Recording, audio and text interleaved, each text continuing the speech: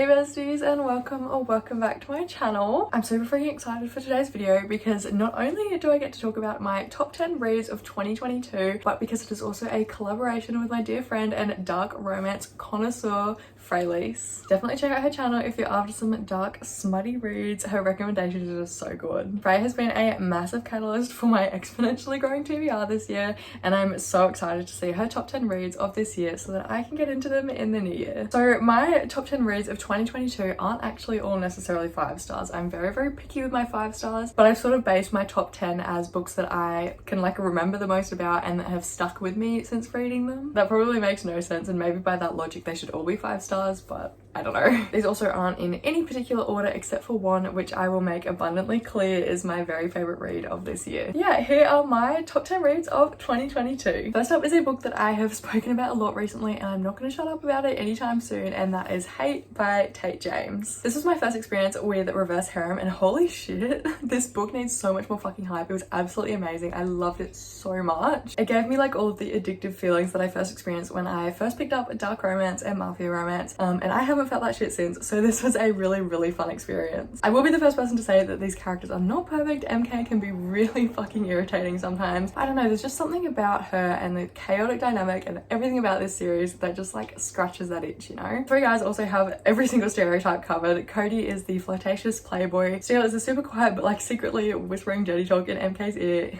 I love him so much, he's my favourite. And then Archer is just in a constant state of pissed off. While Hate isn't particularly steamy, there is the quality of spice there, so I'm very excited and definitely looking forward to the rest of the series. Next up, I am kind of cheating with this one, but I'm gonna let it slide because I'm not doing a top favourite series of this year video, so I figure this is the best place to include it, and that is the Brutal Birthright series by Sophia. If I had to choose a favourite, it would probably be Savage Lover or Broken Vow, but I'm not gonna make myself do that, and I'm just going to tell you why I love all of these books. We all know I love mafia romance, and these ones are on the lighter side, but they don't typically follow the like stereotypical plotline of mafia romance, which is why I love them so much. Both of the Irish and Italian families actually feel like loving, involved families, which is definitely a big change from the usual brutality of these setups, and I really enjoyed it. I also love how Sophia explores lots of different aspects of the mafia world, and none of her books follow the same tropes whatsoever. Brutal Prince follows the typical mafia arranged marriage setup, but Ada is an absolute sassy icon. I love her so much,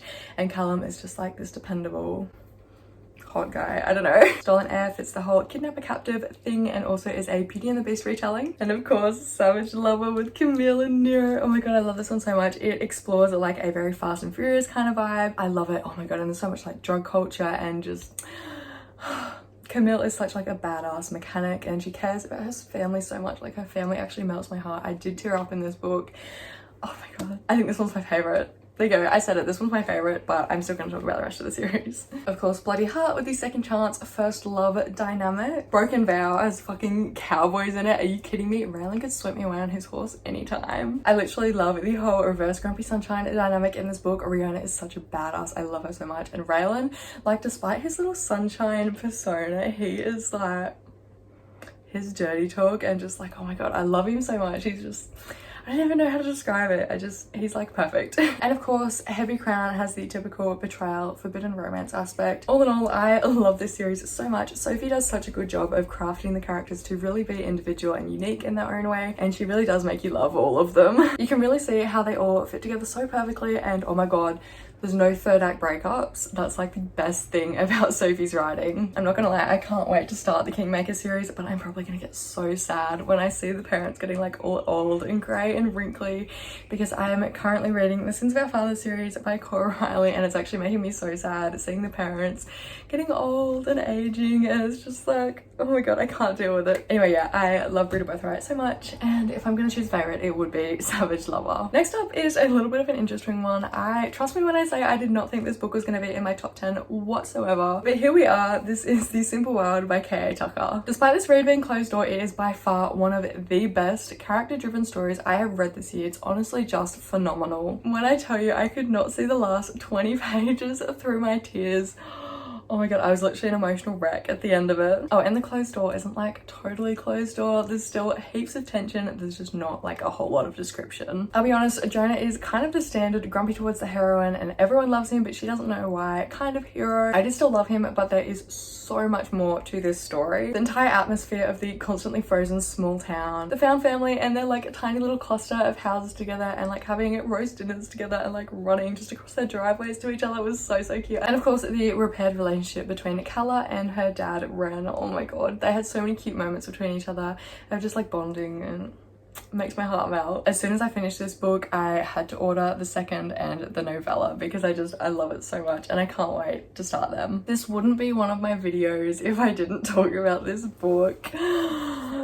Makers in Your Lifetime by Monica Murphy. I've read this book back in April and it has really stayed with me since. Oh my god, Ren and Crew are just my absolute favorites. This, if you hadn't gathered, is my #1 read of this year. I genuinely did actually contemplate DNFing this book for a while there because Ren's just like internal monologue was so misogynistic and then her external actions were also misogynistic, and it's just like, I don't want to read about this. But of course, Monica Murphy is my queen of character development. She did such a good job actually making me like Ren. Watching Ren kind of gain her individuality and release her father's like internalized prejudice really did win me over, and I fell in love with her. I really did. And Crew, he did some questionable things, I will admit, but just his dedication to Ren, but his little fuckboy heart was definitely warmed and he turned into such a sweetheart. I love him so much. But of course he was still grouchy towards everyone else because that just makes him so much hotter. The banter between these two was also so good. If I'm gonna believe in a book couple, the banter needs to be top tier. Also the just like a gradual sexualization of the banter to like build the tension, and just it was so good.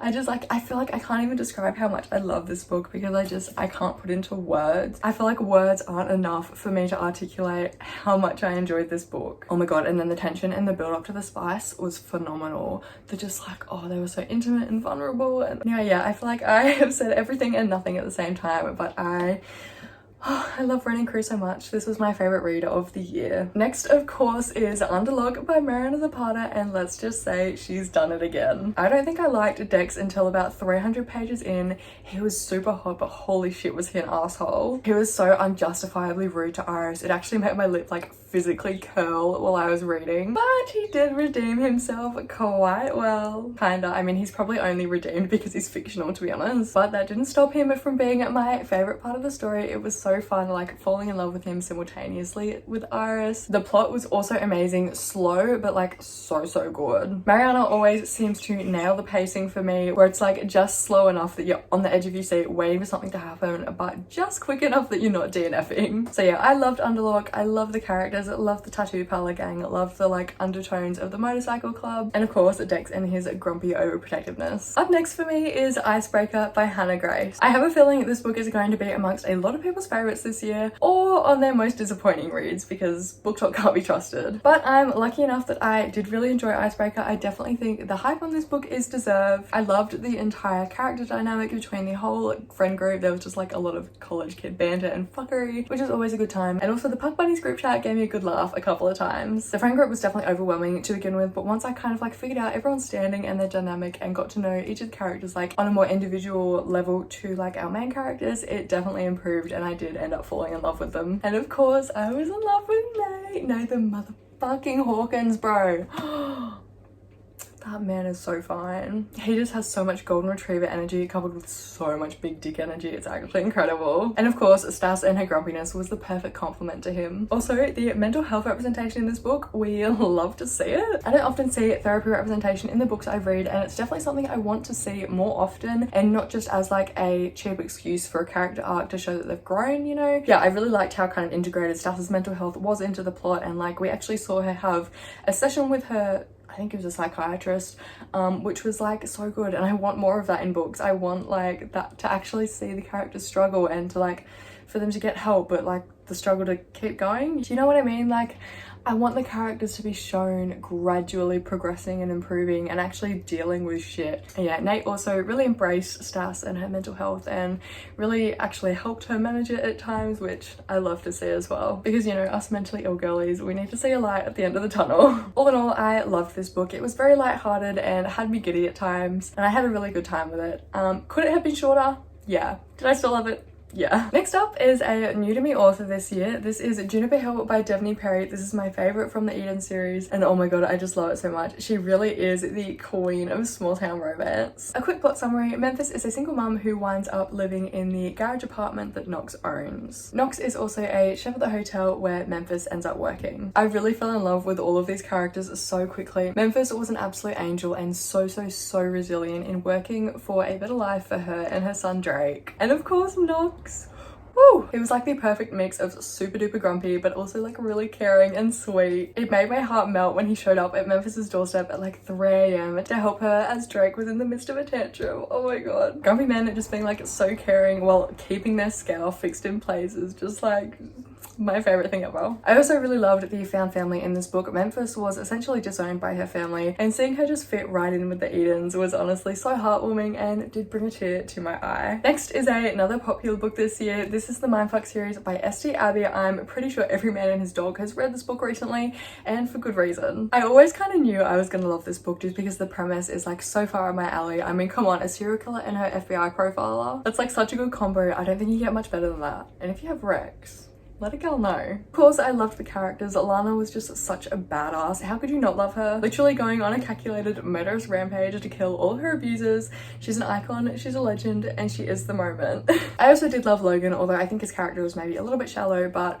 that was easily overlooked when it came to Lana and the plot. I also found the writing in this book quite interesting. It did take a little bit to get used to because it's kind of like 50% description, 50% dialogue, but St. Abbey still did a really good job of like effortlessly conveying the characters' like internal conflicts and emotions. It was definitely like a different kind of layout and setup for the writing that I'm used to, but it was very interesting and honestly very easily digestible, so I did quite enjoy it. All in all, I love the Mindflex series, and not just for the romance aspect. Then we have Give Me More by Sarah Kate. This one I did not expect to end up in my top 10 whatsoever. I actually went out on a whim when Sarah was having like a free 24-hour download in Kindle, and when I say I devoured this book in like 2 days, holy shit, it was so good. It's like nothing I've ever read before, but I loved it. Give Me More was my first Sarah Kate book and also my first book with polyamory. I honestly had just such a fun time with this one that it had to make it to my top 10. I was also very sick at the time of reading it, and it served as such a good distraction. It was just like so good. Something I'm actually noticing about this top 10 list is that a lot of the couples handle their shit with a lot of maturity,